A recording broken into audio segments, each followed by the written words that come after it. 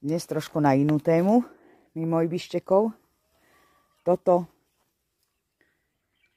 je kala biela. Pozrite, takéto krásne semienka má. Vidíte?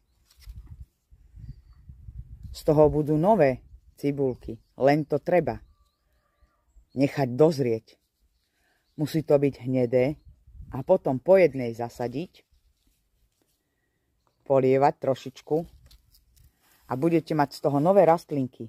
Len niekto to chytí a odtrhne to skôr, ako to treba odtrhnúť. Takže nechať dozrieť. Tej rastline to neuškodí. Nechať dozrieť. Keď budete vidieť, že to schne, že to hnedne, potom odtiaľ to odstrihnúť. Pekne po jednom povyberať, ako keď luskáte slnečnicu z hlavičky a posadiť. Budete mať krásne nové kaly. Vidíte? Tak. Takže netreba byť rýchly. Na všetko dobré si človek musí počkať. A tak je to aj v živote, aj s rastlinami. Vidíte, toto bol kvet jeden. Tam je vnútri ďalší. Toto ďalší. A budete mať svoje kaly. A určite vás to viac poteší, ako keď si kúpite už hotovú rastlinu. Teda aspoň mňa.